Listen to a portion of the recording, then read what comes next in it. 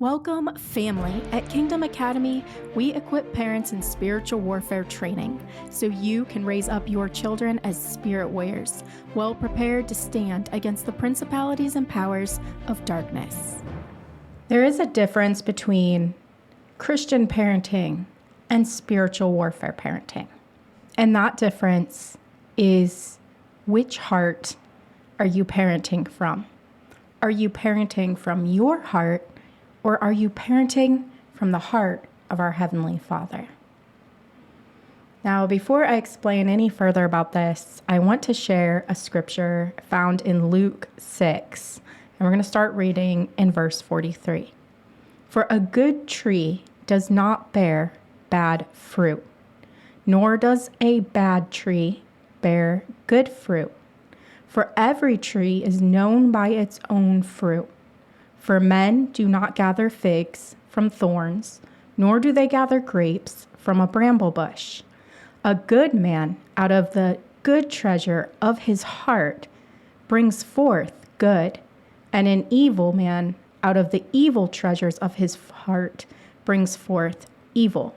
For out of the abundance of the heart, the mouth speaks. When we parent from the Christian perspective, what many parents do not realize is that we're parenting from our own hearts. We desire to do good.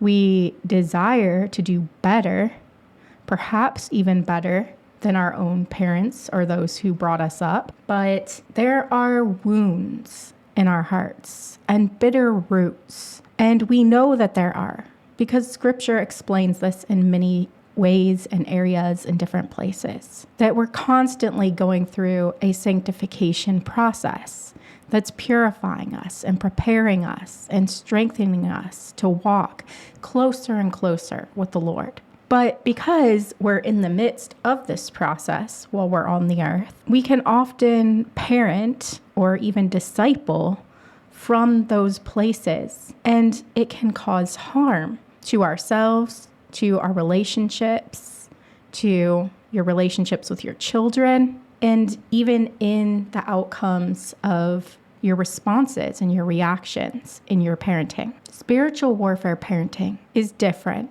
because it's about parenting from the heart of the Father instead of your own heart. What does that look like? Remember, in verse 43 of Luke 6, it says, "For a good tree does not bear bad fruit."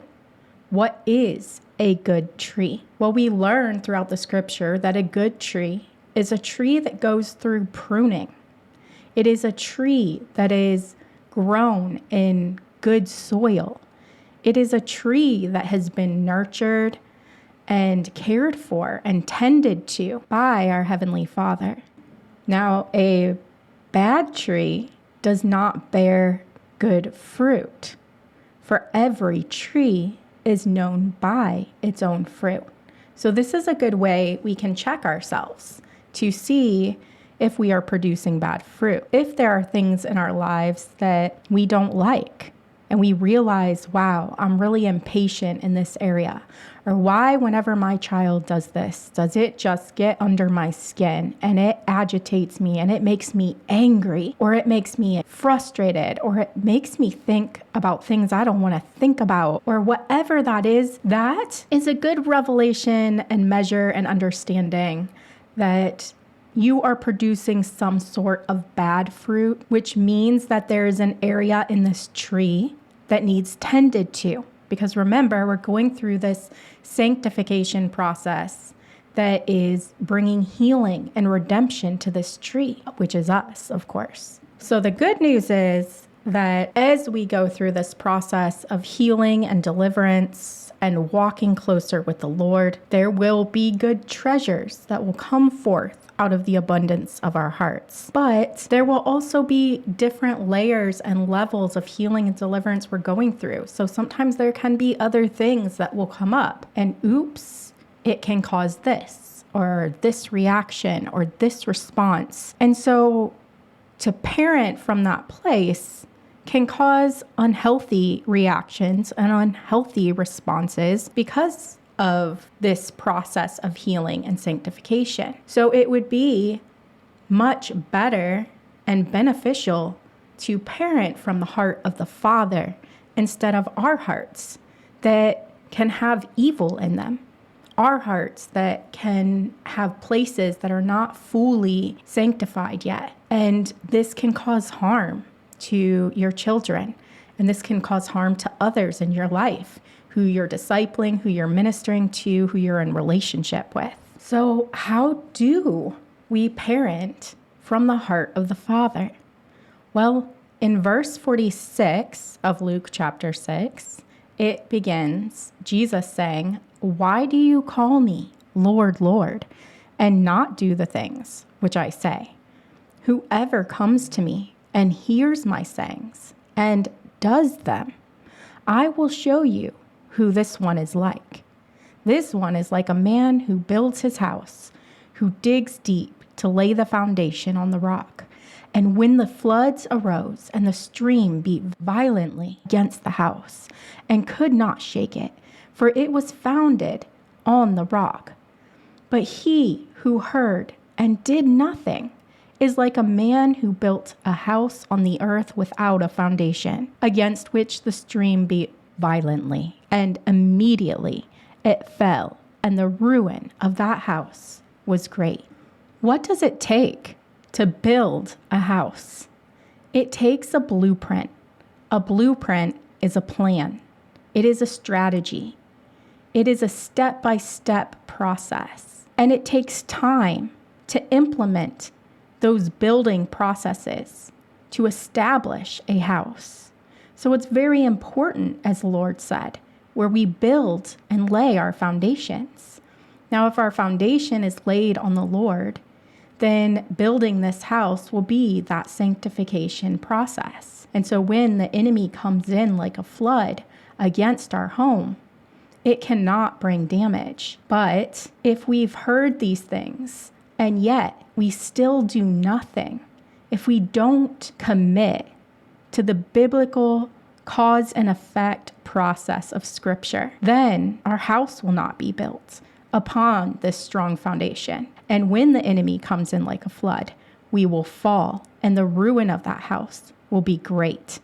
So if we don't want ruin, if we don't want our house to fall into ruin, we have to be willing to do the building process, to lay our foundations upon the rock, which is the Lord, and the Lord is His word and His will and His way, not our will.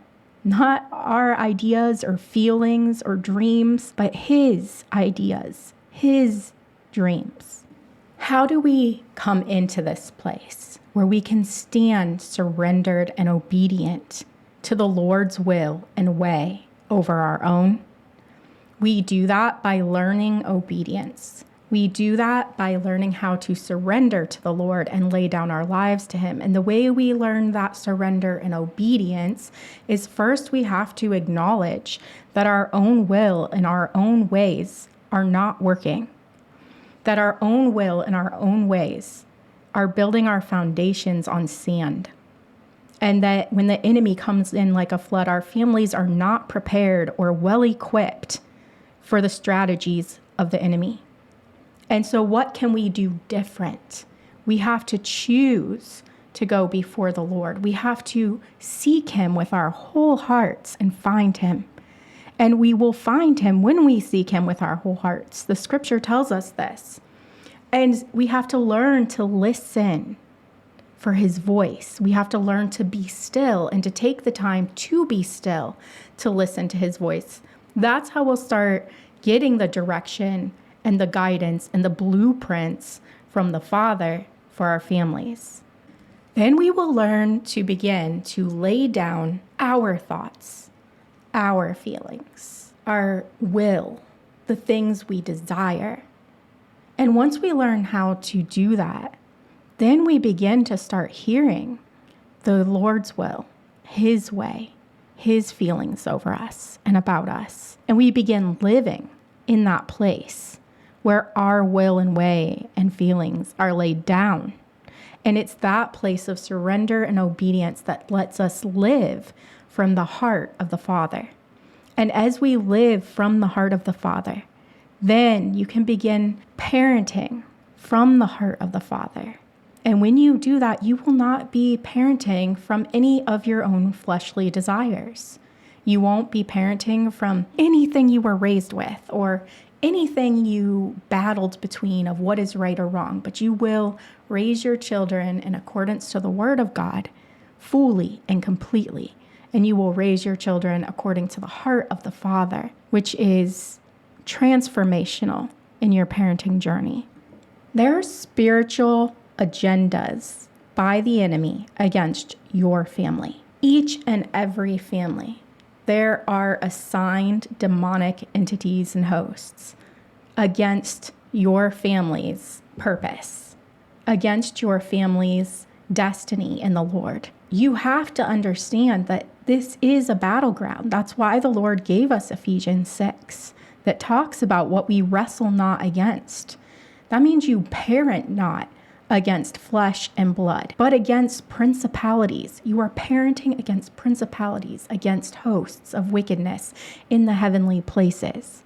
You're parenting against demonic forces. And once you realize this, then you realize you cannot parent from the flesh or you will lose. But you must learn to parent in the spirit realm. And that is why spiritual warfare parenting is so important. For a long time, the spiritual enemies that are against us have had easy access to our families because we have learned how to be lenient, how to sit back, how to let the enemy easily have access. We have given free rein to doors and gates in our homes and in our families where the enemy has come in. And when the enemy gets a foothold, then all kinds of evil things can access our families. And that's why so many families are wrestling with evil situations. That's why the enemy is gearing up its agendas against the family, because it has been easy pickings for a while now. But this can be changed, and it will be changed, because that's why the scripture says that when the enemy comes in like a flood, the Lord will raise a standard against him. And that is you. You are the standard that the Lord is raising up against this agenda of the enemy, this agenda that is coming against the family, these evil agendas. There are many evil agendas coming against marriages, coming against families, coming against children. And once you understand this, then you can step into the authority you have been given in Christ. And you do that by shifting your identity from who you are in your flesh to who you are in the Father, your restored identity in the Father. Thanks to Jesus and his gift of salvation to us that restored us to this ability to walk with the Father as we were meant to be able to do. And as we step into that place of authority and restoration, we can turn back the tide. We will turn back the tide of the spiritual forces of wickedness coming against the kingdom families. And there will be family restoration. And I stand on this, and I pray that you stand on it with me, and that you rise up, that you lay down your ways, your will, your emotions.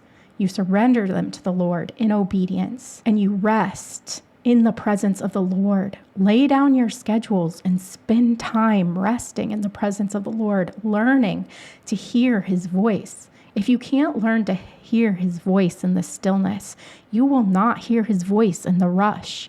You'll miss it because you're so used to rushing and being busy that you're missing the things that the Lord wills to say to you. You're missing his blueprints for you and for your family. But when you learn to be still, you will learn to hear his voice.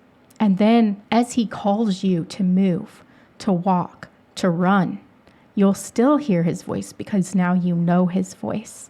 And now you're not walking or running in your own will, but you're only doing it in obedience and surrender to the Lord. Then you will begin to see spiritual breakthrough.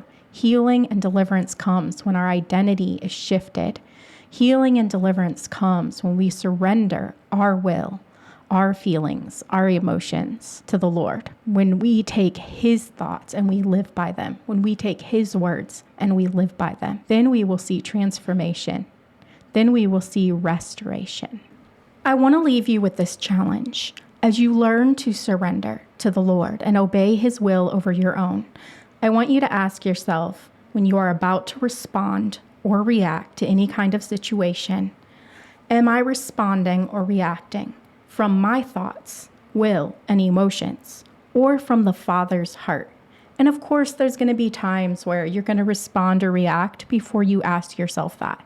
But as you keep reminding yourself to check that, then you can keep taking those things when you do respond out of your own will, thoughts, and emotions, then take those back to the Father in your quiet time with Him, in your secret place time with Him, and say, Father, look, in this situation, I responded out of my heart. Please show me why I'm responding like that. Help me see and understand the roots of the situation of my responses. And then once He reveals that to you, you can surrender it to Him.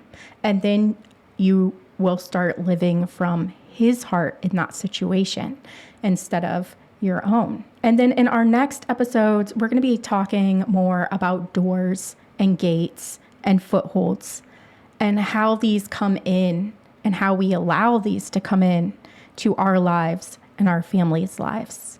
And as we learn to discuss that, then we'll learn how to close those gates and close that access so that the enemy cannot have access to us or our families anymore. Thanks so much for joining this conversation with us. If you've enjoyed this episode, please subscribe and leave us a review.